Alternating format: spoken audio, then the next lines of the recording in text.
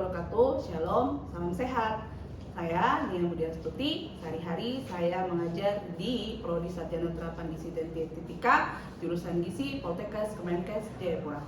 Hari ini saya akan menjelaskan tentang salah satu mata kuliah yang saya ampu, yaitu mata kuliah penilaian status gizi dengan teknik pendekatan yang digunakan adalah DIA, Delivery, Interaction, and Assessment. Pada mata kuliah penilaian status gizi ini merupakan mata kuliah yang diampu pada semester ganjil, khususnya pada mahasiswa semester 3 dengan bobot SKS yaitu sebesar 4 SKS, 2 teori dan 2 praktek.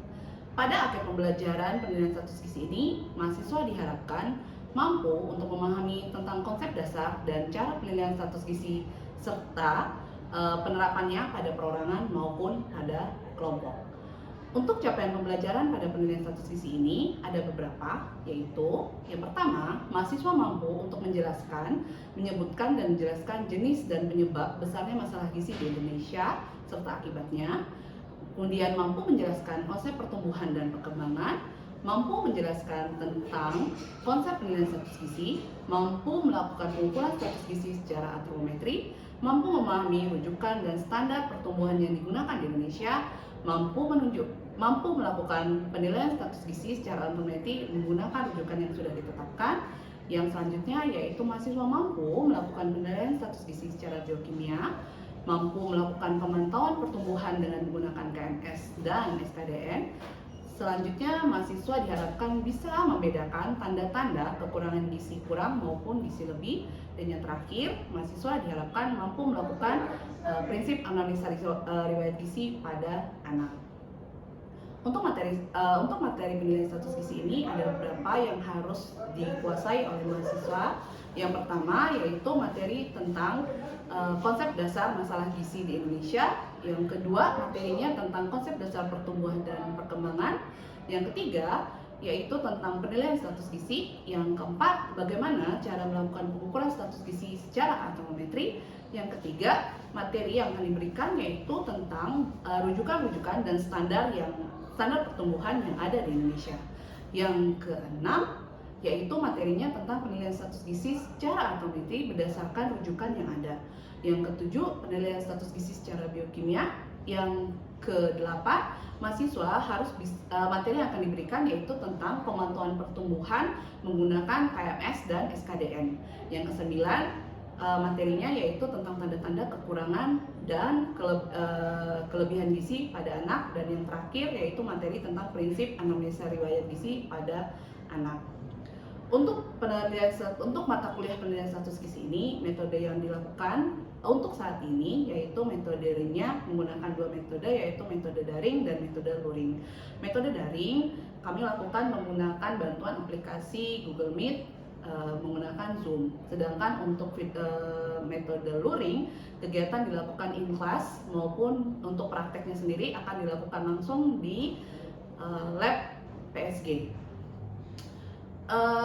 Selain dilakukan secara daring maupun luring, interaksi dengan mahasiswa juga dibangun menggunakan media yang lain, yaitu menggunakan WhatsApp group ya untuk menyampaikan apabila ada penugasan dan juga berkaitan dengan perkuliahan, dan juga untuk pengumpulan tugas-tugas dan yang lainnya biasanya menggunakan VLab maupun dikirimkan melalui email. Untuk penilaian untuk mata kuliah PSG ini ya, bobot penilaiannya yaitu ada dua, yaitu penilaian secara teori dan penilaian secara praktek. Untuk penilaian secara teori, bobot nilainya sebesar 40%, sedangkan untuk penilaian secara praktek, bobot nilainya sebesar 60%. Pada penilaian teori, pembobotan nilai akan diambil dari nilai UTS, nilai UAS, kemudian penugasan dan kehadiran. Sedangkan untuk praktek, penilaiannya akan diambil berdasarkan dari praktek harian dan dari ujian praktek yang dilakukan oleh mahasiswa. Selanjutnya, silakan saksikan video pembelajaran berikut ini. Selamat siang semuanya. Siang. Hari ini kita akan melakukan praktek pengukuran berat badan tinggi badan pada dewasa. Sudah dilihat videonya? Sudah. Sudah? Ada yang belum lihat? Sudah semua? Sudah. Sudah. Buku panduannya dibawa nggak? Dibawa. Oke. Jadi yang pertama mau saya tanya dulu nih, untuk pengukuran berat badan alat yang kita gunakan apa?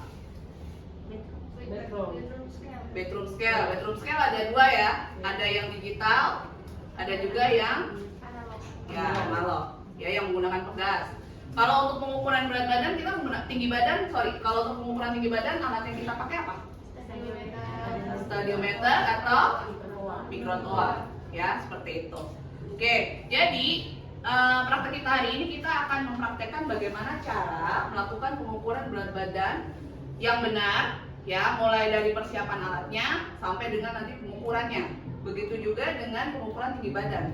Jadi kita akan mempersiapkan alatnya dulu. Dan untuk pengukuran tinggi badan hari ini kita tidak menggunakan mikrotoa, tetapi kita menggunakan stadiometer, ya untuk melakukan pengukuran tinggi badan sampai nanti diakhiri dengan pencatatan hasil dari pengukuran.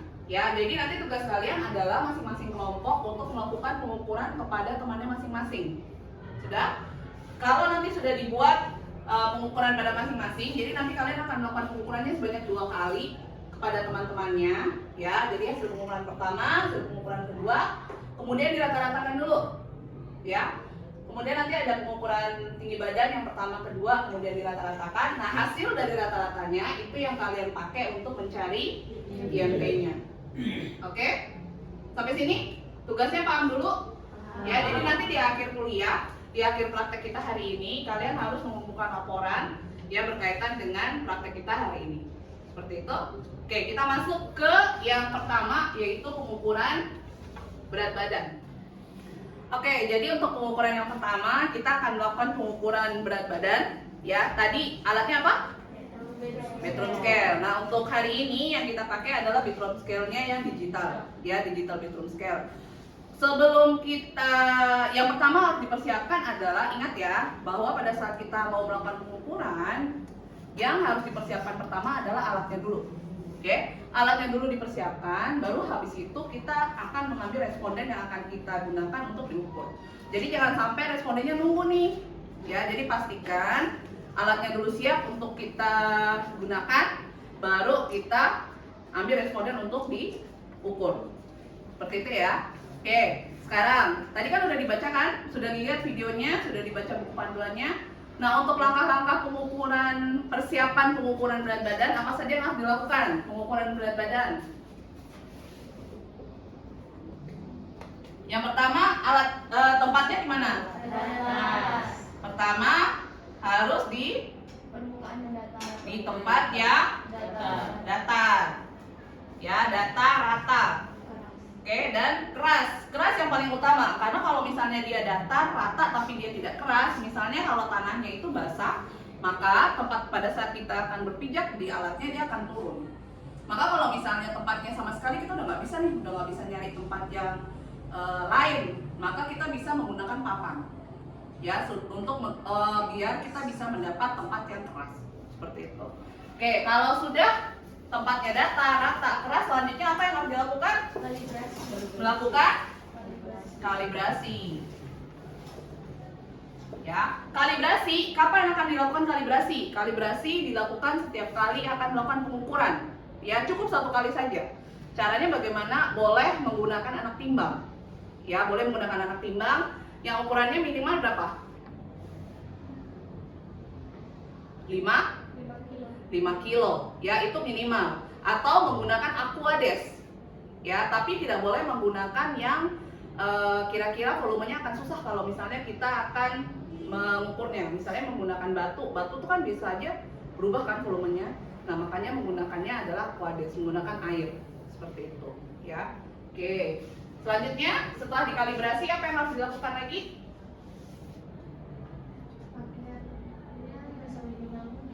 Oke, mempersiapkan sampelnya, mempersiapkan siapa yang akan diukur, ya. Oke, nah sekarang alatnya, ini kita sudah punya alatnya di sini, ya. Alatnya kita menggunakan yang digital. Nah, yang digital ini dia tingkat ketelitiannya 0,1. Oke, 0,1 kilo untuk ketelitiannya. Nah, tadi kalau misalnya dia sudah dikalibrasi, pastikan pada saat kita menyalakan dia dalam posisi 0,0, ya. Posisi angkanya dia harus di angka 0,0. Kalau misalnya dia error, ya misalnya ada tulisannya E atau tidak muncul atau kedap-kedip misalnya di monitornya, maka yang harus dilakukan adalah mengganti alat. Yang pertama boleh, yang kedua mengganti baterai. Ya, jadi ada kemungkinan baterainya sudah habis, maka harus diganti dengan yang baru. Oke. Nah, untuk nih kan tadi kita udah mulai masuk ke persiapan sampel nih. Nah, sekarang yang bisa bantu untuk menjadi sampel dalam pengukuran ini siapa? Oh, boleh, Purni boleh. Silakan deh, maju ke depan dulu. Untuk pengukuran yang sekarang sebelum kalian lakukan, kalian lihat dulu pengukuran yang saya lakukan dengan kakak Pasca ya. Oke, yang pertama yang harus dipersiapkan apa? Pada sampelnya, Purni di sini deh. Pakaiannya harus minimal mungkin. Apa saja yang harus kita minta? Sebelum kita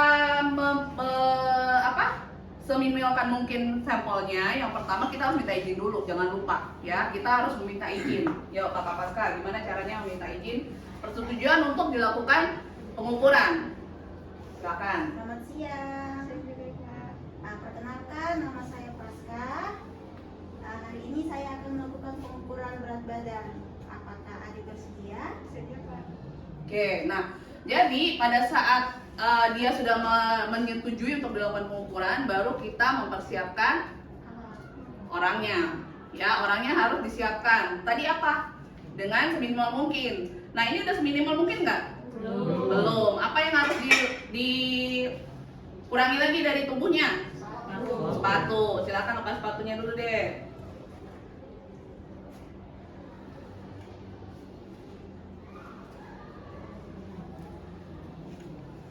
Oke, terus selain sepatu, apalagi yang harus kita minta untuk dikurangi dari tubuhnya supaya tidak mempengaruhi hasil dari pengukurannya? Ada HP, terus ada barang yang berat tuh contohnya kayak gimana? Jam tangan. Selain jam tangan, ikat pinggang. Ya, ikat pinggang itu yang biasanya berat. Selain ikat pinggang apa nih? Apa? Apa yuk? Dompet? Dompet diminta dikurangi nggak? Iya. Iya, berarti harus ditanyakan ya. Kita harus menanyakan kepada sampelnya. Dek, ayo coba dicontohkan Kak Pasca. Adik, apakah menggunakan ikat pinggang saat ini? Ada. Bisa tolong dilepas ikat pinggangnya? Oh ya. Oke. Ini udah dilepas ya, sepatu dan sebagainya. Kemudian posisi di mana yang melakukan pengukuran, di mana posisinya? Di belakang atau di depan layar? Di depan. Di depan. Jadi posisinya Kak Pasca harusnya di Depan. Di depan ya. Jadi oke, supaya semuanya bisa lihat. Oke, Pasca di situ, Purni di sini. Ya, pastikan sampelnya yang akan diukur sudah siap. Kemudian tadi alatnya harus dalam posisi 0. Dilihat dulu apakah sudah di posisi 0. Belum. Jadi dinyalain dulu, berarti diinjak aja.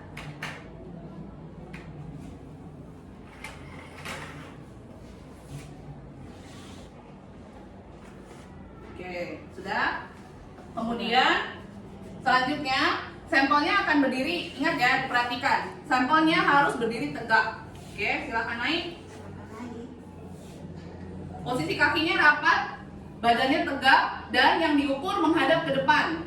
Yang diukur harus melihat ke depan. Oke, kita harus minta. Dan yang pasti dia jangan sampai bergerak. Karena kalau dia gerak-gerak terus maka angkanya akan berubah. Betul. Oke. Selanjutnya 41,1 beratnya. ya, hasil pengukuran harus kita sampaikan kepada yang diukur. Ya, jadi setelah kita mengukur, kita harus menyampaikan, oh hasilnya adalah 41,1 seperti itu. Oke, setelah itu baru sampelnya boleh turun. Sampai sini ada pertanyaan dulu sebelum kita lanjut ke, terima kasih Purni, boleh duduk kembali. Silakan sepatunya diambil, Dek. Oke, sampai sini ada yang mau ditanyakan berkaitan dengan pengukuran berat badan? Ada? Ada? Sudah paham kah semua? Ya, boleh apa Dek? Kalau dalam kasus pengukuran berat badan tidak bisa dilakukan? Nah, pertanyaan yang bagus. Gimana kalau misalnya, ini kan kita mengukur berat badan nih, tapi kalau misalnya ada kasus di mana kita tidak bisa melakukan pengukuran berat badan, kira-kira kasus apa ya yang kita tidak bisa melakukan pengukuran berat badan? Ada yang tahu? Kalau misalnya pasiennya di rumah sakit ya. Jadi kalau pasiennya di rumah sakit, kemudian dia bed rest pertama, tidak bisa turun dari tempat tidur, misalnya habis pasca operasi, maka dia nggak mungkin turun untuk dilakukan pengukuran berat badan kan? Nah maka dia tidak bisa kita lakukan pengukuran berat badan.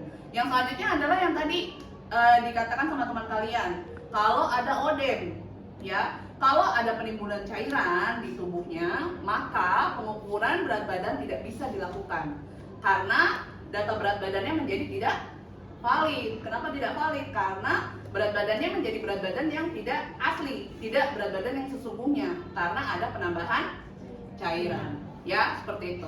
Oke? Oke, ada lagi pertanyaan? Tidak? Oke, kalau tidak ada, kita mau persiapkan dengan alat yang kedua yang akan kita lakukan adalah pengukuran tinggi badan. Oke, selanjutnya kita akan melakukan pengukuran tinggi badan. Tadi alatnya kita sudah tahu apa? Alat yang dipakai untuk pengukuran tinggi badan? Stadiometer. Ya, jadi alatnya stadiometer ini yang ada di depan kalian. Ya, untuk pemasangan alatnya tidak bisa sendiri. Jadi harus dilakukan oleh dua orang. Oke, harus dilakukan oleh dua orang. Kita akan minta bantuan Kakak Pasca sama Ibu Ros untuk memasang alatnya dulu. Ibu Ros boleh silakan sama Kakak Pasca. Nah, yang perlu diperhatikan pada saat kita memasang alatnya adalah jangan sampai salah meletakkan yang sisi paling bawah. Ya, untuk pengukuran tinggi badan, jadi sebelum kita memasang batangnya, ya batang stadiometernya, yang perlu diperhatikan adalah temboknya. Ya, tembok tempat kita akan memasang alatnya dia harus bagaimana? Harus rata. Alas yang di bawahnya tempat berpijaknya harus keras. Ya, jadi dindingnya harus rata, tempatnya harus berpijak yang keras.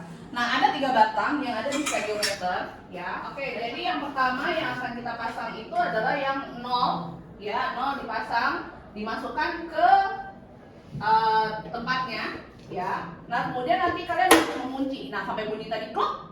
Kemudian dikunci di bagian belakang. Tujuannya apa? Supaya dia kencang. Ya, pastikan bahwa tadi sudah ada suara klek seperti itu. Kemudian kita pasang batang yang kedua. Jangan lupa dilihat tadi ya angkanya. Jangan sampai angka yang di bawah sama angka selanjutnya tidak nyambung. Nah, sebelum kita memasang alat yang ketiga, kita pasang dulu jendela bacanya. Ya, jendela baca kita pasang di tongkat yang ketiga. Oke. Jendela baca ini nanti adalah tempat di mana kita akan membaca hasil pengukuran. Oke. Ya. Jadi dipasang alatnya sampai ke bawah. Oke. Kemudian, nah, kita punya lagi satu alat.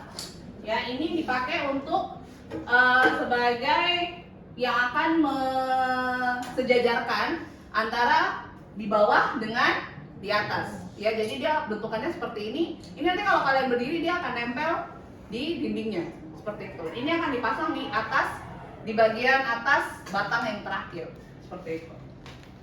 Oke, dipasangnya seperti itu.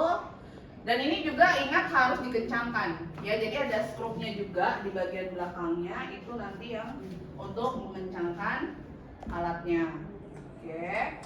Nah, dipasang seperti itu. Nah, kemudian dipasang dan harus dilihat dia sudah menempel ke dinding bagian belakang. Jadi kalau alatnya sudah dipasang, selanjutnya kita akan melakukan pengukuran kepada yang akan diukur. Ya, sama seperti tadi pada saat kita mau mengukur berat badan, pada saat mengukur tinggi badan pun kita harus meminta izin. Nah, biasanya kalau kita sudah minta izin di awal, jadi kita satu kali tuh minta izinnya, Bapak, Ibu, izin kita mau melakukan pengukuran berat badan tinggi badan, bersedia atau tidak. Nah, kalau misalnya di awal sudah dimintakan izinnya, maka tidak perlu lagi melakukan memintakan izin lagi di kedua kali di belakang pada saat melakukan pengukuran tinggi badan. Oke, seperti itu ya. Karena tadi kita pengukurannya sudah dibantu sama Purni, sekarang untuk pengukuran kedua kita minta bantuan sama Luaga, bisa? Oke, silakan. Luaga boleh maju deh. Oke, selanjutnya untuk sebelum kita mulai pengukuran, apa yang harus dipersiapkan untuk sampel yang akan kita ukur? Yang pertama, apa yang harus dilakukan? Apa? Melepas sepatu. Loka silakan dilepas dulu sepatunya. Ya, setelah melepas sepatu apa yang harus dilakukan? Jadi kalau ada ikat rambut apa Hah? dilepas kuncirannya. Oh ya, jadi untuk yang kalau misalnya kita ini karena kita mengukurnya pada laki-laki ya. Jadi kalau kita mengukurnya pada perempuan dan dia menggunakan kuncir rambut ya atau menggunakan jempol seperti kalau misalnya dia menggunakan jilbab atau diikat rambutnya, maka kita harus minta untuk dilepaskan. Oke, selanjutnya posisi untuk pengukuran gimana nih? Matanya harus jajar di- dengan Posisi berdirinya dulu nih. Ayo. Dia menghadap ke batang atau dia menghadap ke yang mau diukur? Keluar. Keluar. Ayo, gimana? Nih, lihat ya. Akan dibantu sama Kak Pasca sama Ibu Ros. Jadi gimana? Oke. Nah, pada saat dia sudah berdiri, posisinya berdirinya harus tegak ya. Jadi harus tegak. Tangannya harus di samping, kemudian badannya harus tegak, pandangan matanya ke depan. Oke, kita harus menyampaikan kepada yang akan kita ukur. Selanjutnya ini yang terpenting ya. Jadi pada saat dia sudah menempel di atas, ada 5 titik yang harus nempel. Ya, ada 5 titik yang harus menempel pada sampel yang kita ukur. Yang pertama itu adalah kepala, kemudian ada bahu, oke, ada pantat, ada betis, dan yang terakhir ada tumit. Betul sekali. Jadi ada 5 titik yang harus menempel pada alatnya. Oke. Nah, tadi saya bilang yang akan melakukan pengukuran itu harus ada 2 orang. Nah, yang satu dia akan memastikan bahwa yang diukur posisinya sudah benar. Ya. Kemudian yang selanjutnya yang kedua dia akan memastikan yang kita harus lihat itu adalah garis horizontal, framework horizontalnya harus sesuai. Ya, makanya dia nggak boleh posisinya misalnya dagunya terlalu naik. Coba agak naik deh dagunya. Nah, kalau seperti ini maka dia bukan tambah tinggi, biasanya dia malah tambah pendek. Kalau misalnya dia terlalu ke bawah, seperti ini malah dia nanti akan terlalu tinggi. Maka harus sejajar, ya. Ini framework horizontalnya harus sejajar seperti itu. Oke. Nah, kemudian nanti akan dibantu. Kemudian kalau misalnya dia sudah di posisinya, nah ini yang harus diperhatikan juga. Kalau yang kalian ukur lebih tinggi daripada kalian, maka kalian harus menggunakan kursi, ya, menggunakan kursi atau alat lain supaya bisa membaca. Posisi membaca, matanya harus sejajar dengan garis merah yang ada di jendela baca. Harus sejajar. Oke, ya. Coba Kak Pasca. Diturunkan alatnya. Oke, diturunkan alatnya sampai kena batang kepalanya, ya. Sampai kena batang kepalanya, sampai kita rasa kena di batang kepalanya. Nah, ini harus diperhatikan juga kalau misalnya rambutnya tebal ya.